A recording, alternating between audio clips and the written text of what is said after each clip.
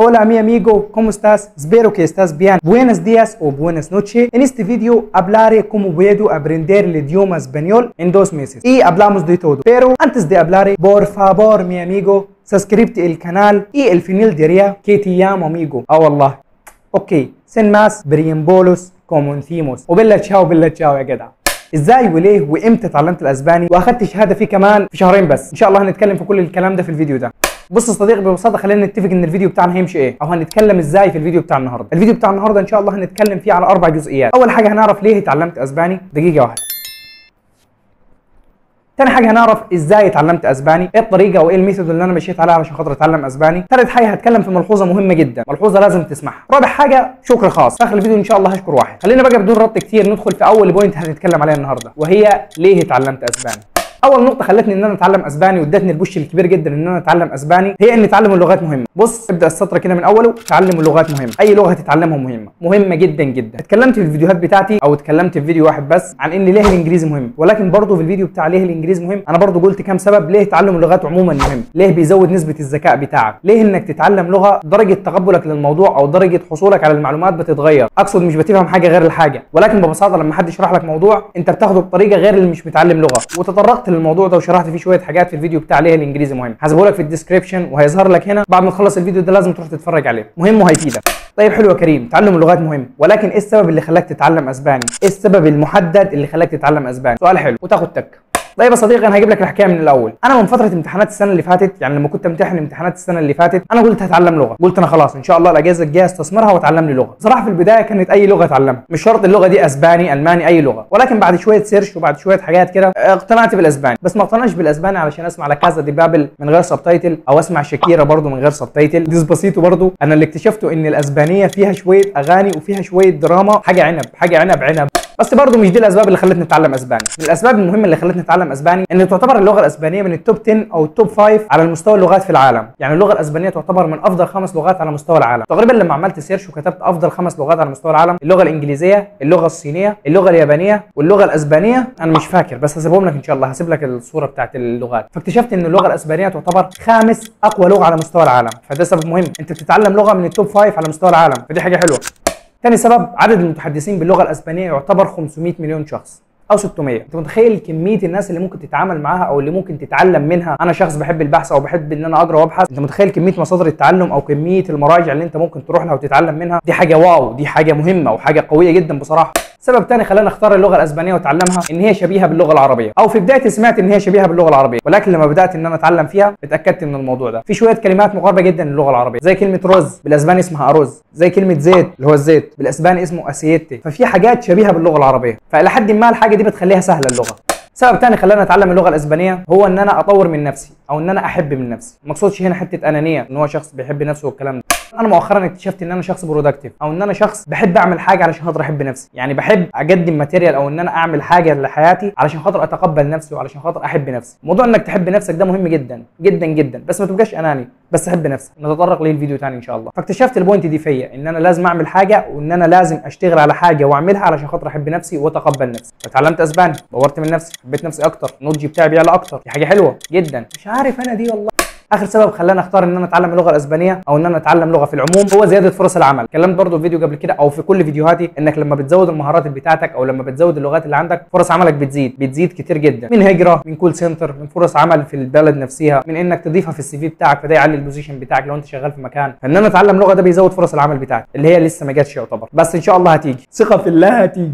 كده احنا خلصنا اول نقطه وهي ليه اتعلمت اسباني. ندخل بقى على ثاني نقطه وهي ازاي اتعلمت الاسباني، ايه الطريقه اللي خلتني اتعلم اسباني. بص يا صديقي خلينا ابتدي معاك النقطه دي بالابلكيشن اللي خلاني اتعلم اسباني او اللي خلاني ابدا ان انا اتعلم اسباني. ابلكيشن بوسو، هو اسمه بوسو فعلا. طيب ما هو الكائن او ما هو البوسو؟ ببساطه شديده يا صديقي ابلكيشن بوسو هو ابلكيشن تعلم لغات. بوسو مش بيعلم لغه واحده بس او مش بيعلم اسباني بس، بوسو تقريبا عليه اكتر من 11 لغه. يعني انت لو عايز تتعلم انجليزي، عايز تتعلم صيني، عايز تتعلم كوري، عايز تتعلم اسباني، ايطالي، فرنسي، عليه لغات كتير، كل اللغات دي على بوسو، فانت تقدر تتعلم اللغه اللي انت عايز تتعلمها من على بوسو. احلى ما في التطبيق ده ان هو بيبدا معاك من البدايه، بيبدا معاك بالبدايه خالص، الترحيب، الاعداد، شويه عن القواعد، بيبدا معاك بقى اللي هي الحياه اليوميه، اللي هي الحياه البسيطه جدا اللي تعرف بيها تتعامل مع اللغه. وبرده بيأكتف معاك او بيبقى نشيط معاك، بيديك اسئله وانت تجاوب عليها، ولو غلطت في الاجابات دي في ناس بتصحح لك من اللغه نفسهم، وهكذا. ابلكيشن اكتف بصراحه، وابلكيشن مهم جدا وحلو جدا جدا لاي حد عايز يتعلم لغه. انصح وبشده انك لو عايز تتعلم لغه نزل الابلكيشن ده فورا، لينك تحميل الابلكيشن في الديسكربشن.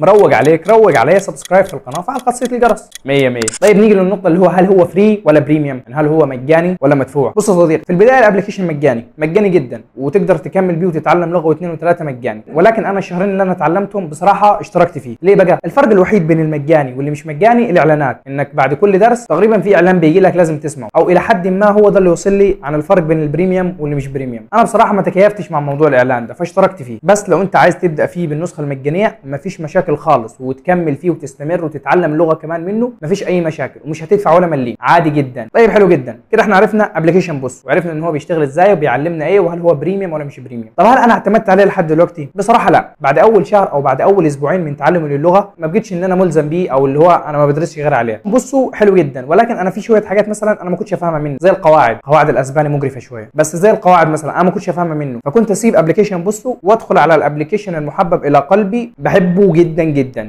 يوتيوب. القاعده اللي انا ما افهمهاش او الحاجه اللي انا ما افهمهاش على ابلكيشن بوسو ادخل على يوتيوب اسيرش عليها تجي لي اتعلمها 100 100.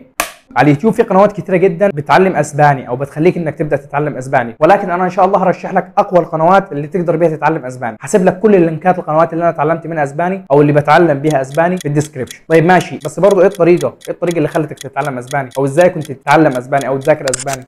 هي يا صديقي النوتس. انا بحب الكتابه والمذاكره بتاعتي بالكتابه، بحب ان انا اكتب. بص كده، يعني ايه، يا رب يكون ظاهره بس. بص حتى عامل نوتس وعامل حاجات كده قلم احمر وازرق وشغل اطفال والله اهو. طب ازاي كانت تمشي؟ انا كنت اقول في اليوم بتاعي ان انا هذاكر مثلا 3 أو 4 دروس على ابلكيشن بوسو. عايز اقول لك في البدايه انك مش شرط تضغط نفسك، انت لو ذاكرت درس واحد بس في اليوم يا باشا انت 100 100 اقسم بالله. بس انا بصراحه عشان كان عندي فضول ان انا اتعلم زي ما قلت لك الاسباب اللي قلت لك عليها، ولكن انت لو درس واحد كيب جوينج يا برو. طيب الطريقه بتاعتي كانت ازاي؟ الطريقه بتاعتي كنت اخد نوتس، يعني دي اللي هو نوتس عاديه كنت اشخبط فيها واكتب فيها اللي انا عايزه، انقل منها الدرس من على بوسو. يعني كاتب انا دروس كتير اهو، بص كده بص كده، بذاكر من الابلكيشن بتاع بوسو وادون في النوتس دي، اكتب فيها بقى، اشخبط فيها، اعمل فيها اللي انا عايزه، لان دي تعتبر المذاكره العامه. اخلص من هنا وادخل على النوتس الاساسيه بتاعتي، وادخل بقى اشيك في النوتس بتاعتي بقلم احمر قلم ازرق نوتس. بس انا كنت اشتغل عادي. اخر فتره بصراحه يعتبر ما بقيتش ادخل على بوسو كتير، والله لاكتر من سبب. اولا لان انت زي ما شايف الموضوع يعتبر مرهق، ان انا مثلا بسمع 3 4 دروس في اليوم، بنقل من كراسه لكراسه ونوتس ملاحظات وقلامه، فالموضوع لحد ما مرهق. برضه من الاسباب اللي خلتني قليل على بوسو انا معايا شغل، الشغل الجسدي بتاعي، الشغل الاساسي بتاعي مش اليوتيوب، فالموضوع كان فيه ضغط وكان فيه شويه ضغط في الشغل، فما قدرتش خالص ان انا افتح بوسو. بالمناسبه انا شغال نجاش، النجاش ده اللي هو بيدهن الحوائط، اللي هو بيرول الحوائط، دي الشغلانه بتاعتي. ولكن انا برضو مش عايز اقول لك ان انا سبت بوسو خالص، لا انا شغال على بوسو وبتعلم من بوسو. طيب نيجي لموضوع الشهاده وازاي اخدت شهاده في تعلم الاسباني من ابلكيشن بوسو. الموضوع بسيط جدا يا صديقي. بوسو بيقدم لك اللغه اللي انت عايز تتعلمها لليفلز، 6 ليفل. بعد كل ليفلز انت بتذاكره بيديك امتحان، لو انت عديت السكور او لو انت عديت الدرجه اللي بوسو حاططها بتاخد الشهاده. خلصنا النقطه اللي هي ازاي اتعلمت اسباني، حكينا في النقطه دي كتير، بس رب يكون استفدت. سبسكريبتي القناه بور فابور مي اميجو. خلصنا بقى البوينت دي وندخل على البوينت الثانيه، وهي ملحوظه مهمه ولازم تسمعها. انا عايز اقول لك ان انا مش بعد الشهرين دول اقدر اقول لك ان انا بقيت نيتيف سبيكر او ان انا بقيت شخص من متحدث اللغه الاصليين. الشهرين دول ببساطه شديده هم ادوني البدايه وفتحوا لي الباب ان انا اتعلم لغه، وخلوني اعدي مرحله صعبه في تعلم اللغه. بدايتك في تعلم اللغه او بدايتك في اي حاجه بتكون صعبه، فالشهرين دول ادوني البدايه وخلوني افتح ان انا اتعلم اللغه. موضوع اللغه بالنسبه لي ما بقاش واو، وان انا قادر ان انا اتعلم اللغه وقادر ان انا اطور مستواي فيها اكتر واكتر. يعني الشهرين اللي انا اشتغلت فيهم في اللغه دول ادوني البيزكس بتاعت اللغه او ادوني الحاجات الصعبه بتاعت اللغه. ان شاء الله اللي جاي سهل لان انا عرفت البيزكس بتاعت اللغه. يعني انا اقدر اقول لك ان انا اتعلمت اسباني، ولكن برضو انا مش هصبر على كده او ان انا مش هقف كده، لا انا هتعلم اكتر واكتر واكتر وهتدرب اكتر على الاسباني. بس كده، هي دي الملحوظه. الشكر الخاص للشخص اللي اداني البوش الكبير ان انا ابدا اتعلم اسباني. الشكر الخاص دي القناه على اليوتيوب اسمها عبد الله عدي، انا ما اعرفش في الفرانكو ولكن هو الاثنين في الفرانكو ميبي ممكن يكون عين، فخلينا نقول عبد الله عدي. الاستاذ عبد الله عدي الفيديو بتاعه لما نزله بتاع ازاي اتعلم الاسباني هو اللي اداني البوش بصراحه، واداني بوش كبير جدا وما خلانيش ابقى خايف من اللغه، لا خلاني اللي هو اتحرر من ان انا خايف من اللغه وان انا ابدا في تعلم اللغه. فمن مكان هنا انا عايز اشكره، انا عايز اشكره جدا جدا، عايز اقول له شكرا. لو حد يعرف هنا او لو هو شاف الفيديو يا رب يشوف الفيديو، انا حابب اقول له شكرا بجد والله، وان شاء الله اللي جاي افضل. هسيب لك الفيديو بتاع عبد الله عدي في الديسكربشن، برضه الديسكربشن اللي اتملى النهارده. طيب ندخل على اخر فقره، وهي بصراحه دي من عندنا لان احنا اتفقنا ان هي 4 فقرات. معلش يا صديقي استحملني، خليناهم 5. وهي ماذا بعد؟ هتعمل ايه دلوقتي؟ اللي هعمله حاليا ببساطه شديده ان انا هكمل في اللغه، ان انا هتعلم اكتر واكتر في اللغه ان شاء الله. هحاول ان انا اديفلوب او ان انا اطور من مستواي في اللغه لحد ما يوصل لمستوى او لحد ما يوصل لليفل اقول انا خلاص انا كده كومبليت في اللغه، او انا كده مستواي اتحسن جدا وبقيت قادر ان انا اتكلم اسباني وما اخافش ان انا اتكلم اسباني مع اي حد، وبقيت قادر اقول ان انا شخص متعلم اللغه الاسبانيه. بس لحد ما اوصل للليفل ده ان شاء الله، يعني ممكن ياخد 2 او 3 ان شاء الله باذن الله هدخل على اللغه الثالثه، لان احنا كده حاليا معانا الحمد لله 2 لانجويج، لغتين انجلش اند سبانيش. فان شاء الله بعد الفتره دي هندخل على اللغه الثالثه ان شاء الله، واحنا مكملين مع بعض بالحب. في اخر الفيديو عايز اقول الحمد لله الحمد لله جدا جدا جدا. اي نعم الشهرين ما كانوش اسهل حاجه، لا بصراحه كان فيهم ضغط كبير، بس الحمد لله عدوا والحمد لله جدا جدا جدا يعني. وشكرا ليك يا صديقي ان انت بتسمع الفيديو لحد هنا. في اخر الفيديو عايز اقول لك ابدا اعمل حاجه في حياتك، ابدا اتعلم، ابدا تتعلم اي حاجه. مش شرط الحاجه دي تبقى مقتصره على لغه، او تبقى مقتصره على الجرافيك، او تبقى مقتصره على التسويق، الشغل المنتشر على السوشيال ميديا ده. يا صديقي انت ابدا، لو عايز تطبخ، لو نفسك تطبخ ابدا انك تتعلم الطبخ، وان شاء الله ربنا هيكرمك. وفي اخر الفيديو انا عايز اقول ثانك يو فيري ماتش. لا دقيقه، احنا متعلمين اسباني نقولها بالاسباني. موتشاس جراسياس مي اميجو بور ميرار اي استا برونتو. اشوفك على خير ان شاء الله يا صديقي. سلام. يا اسطى انزل سبسكريبتي للقناه يا اسطى، انزل بقى دوس على الزرار الاحمر ده وفعل خاصيه الجرس.